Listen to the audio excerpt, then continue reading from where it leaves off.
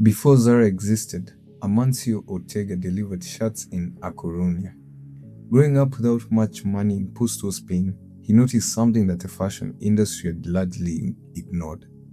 Women wanted to dress like the icons they saw in magazines, the Marilyn Monroes, Audrey Hepburns, whoever was on the cover that month. The desire was universal, but the price made it impossible. Designer clothes were aspirational by design, built to stay out of reach. The existing stores weren't solving this. Their supply chains moved so slowly that by the time a trending design reached the floor, the cultural moment had already passed. 2 months from runway to rack was standard. The window where a style felt current and desirable was often shorter than that. Ortega started small, a dressing gown, bathrobe, and lingerie manufacturer in Galicia, northwestern Spain. He learned the mechanics of production, the relationship between fabric cost and margin, and how quickly a design could move from sketch to finished garment. By the time he opened the first Zara store in 1975, he already understood something most fashion retailers did not. The product wasn't really the clothes, the product was the feeling of being current.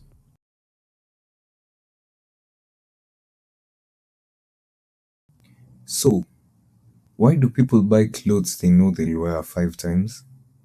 It's not because they don't know better, but because clothing functions as a social signal, not just taste, but relevance. Being current means something, and the value of that signal degrades fast. A style that felt fresh in March feels dated by June. The shelf life of relevance is short, which means the purchase cycle is short.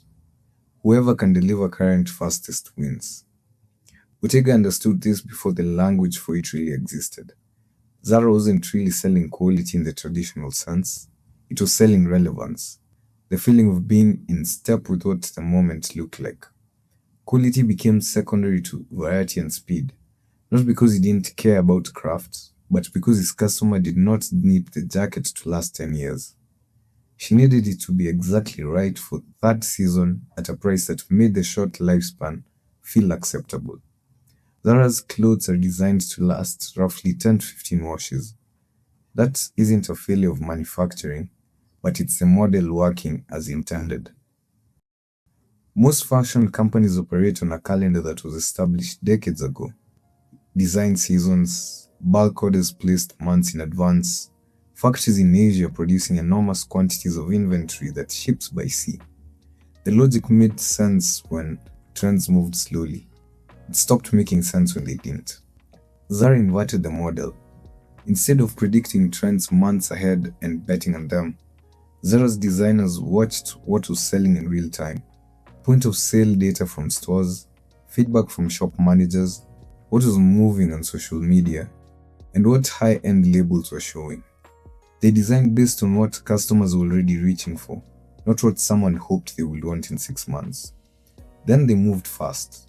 Manufacturing wasn't in Asia, it was in Spain, Portugal, Morocco, and Turkey. Countries close enough to Spain that turnaround was measured in days, not weeks. Everything funneled through a single distribution center near Galicia. Items were tagged, sorted, shipped, and on the floor of stores worldwide within 48 hours of leaving the warehouse. 6 weeks from design concept to the store floor, compared to 6 months for most competitors. The result was that Zara was releasing new designs every 2 weeks while competitors refreshed every 2 months. Over 12,000 designs a year. Not all of them selling in high volumes, deliberately. The small batches created scarcity. If a customer saw something she liked, buying it today was the sensible choice because it wouldn't be there in 2 weeks. The store itself was part of the system. Walk into a Zara, and the big sale sign is visible from the entrance, but the on-sale items are not. The ground floor is for new arrivals, full price and no discounts. The customer's first impression is currency, not clearance. By the time they reach the sales section, they've already been through everything new. Zara spends very little on traditional advertising. Few billboards, seasonal TV spots, they sometimes target celebrity campaigns. Their stores and products do the marketing. The constant rotation of new inventory gives people a reason to walk in regularly, not to buy something specific, but to see what's there. This works because Zara knows exactly who they are building for. Not the luxury customer who wants exclusivity, not the pure price conscious buyer who just wants cheap. The aspirational middle. Those who want to look like they have taste, follow trends, dress well, but aren't spending designer money to do it. Every decision Zara makes is legible through that lens. The store locations, for example, the four-story store on Oxford Street in London, the Champs-Élysées in Paris, and the massive flagship at Soho in New York City, all for the spectacle, the visual merchandising, the pace of new arrivals, and the price point that feels accessible but not cheap. H&M tried to occupy a similar space and got caught between positions. Their supply chain wasn't fast enough to compete with Zara on relevance, and they weren't cheap enough to win purely on price. By the time they recognized, the market had shifted. They had too many stores, too much inventory, and a model that was expensive to unwind. Uniqlo went the other direction entirely. Everyday basics, high quality synthetics, and slow design cycles. It found a different customer who wasn't trying to be current, just well dressed at a reasonable cost. Zara didn't beat H&M by being better. They beat them by being clear about what game they were playing. Unfortunately, Zara is one of the most environmentally costly businesses on earth. Fast fashion accounts for roughly 20% of the world's industrial water pollution.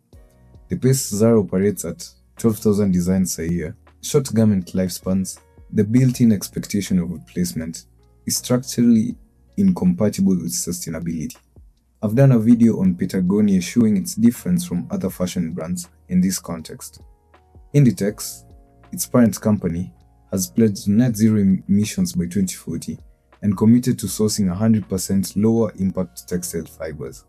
Whether those commitments hold at the scale they operate is a different question. The model works by making consumption feel costless. The actual cost gets externalized onto waterways, landfills, and the next generation's problem. That tension doesn't resolve cleanly. It's worth naming because understanding Zara fully means understanding that the efficiency of their system is also the source of its damage. Most consulting businesses are running the fashion calendar from 6 months ago. Not literally, but the feedback loop works the same way.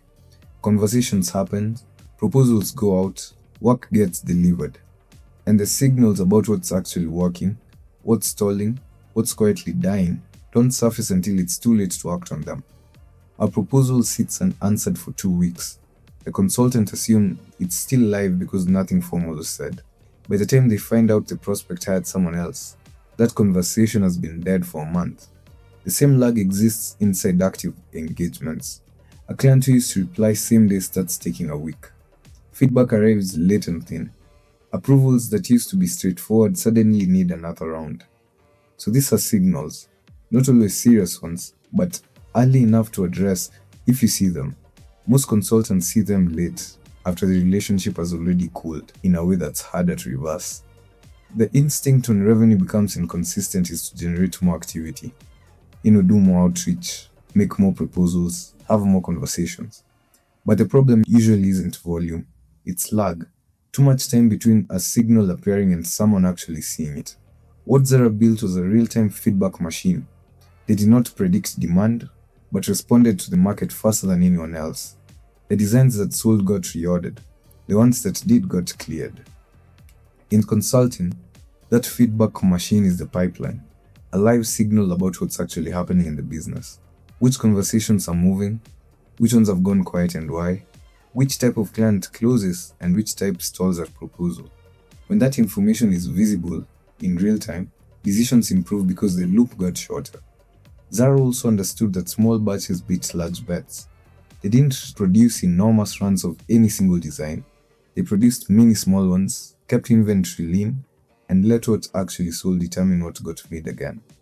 The risk per decision was low because no single decision was load bearing. The whole system could absorb being wrong about any individual style because no individual style was the bet. Most consultants carry the opposite structure. A few large clients, each of whom represents a significant percentage of monthly revenue. One engagement going wrong doesn't just cost a project, it creates a month, sometimes two, of uncertainty. The concentration of risk means that every decision about which client to take, what to charge, how to scope the work carries more weight than it should. And decisions made under that kind of pressure rarely optimize for the right things. Spreading that risk, building a pipeline with enough active conversations that no single deal is load bearing, doesn't require more clients. It requires knowing, in real time, where each conversation actually stands. What needs attention this week, what's moving on its own. That clarity is what makes it possible to be selective, because scarcity of option is usually what forces the compromises that quietly degrade the business over time. At a certain point, inconsistent revenue stops being a lead generation problem and becomes a visibility problem. Not visibility to the market, but visibility into your own pipeline. That's ultimately what leverage systems is trying to solve. If you want help building that kind of structure into your own business, there's a link below. See you in the next video.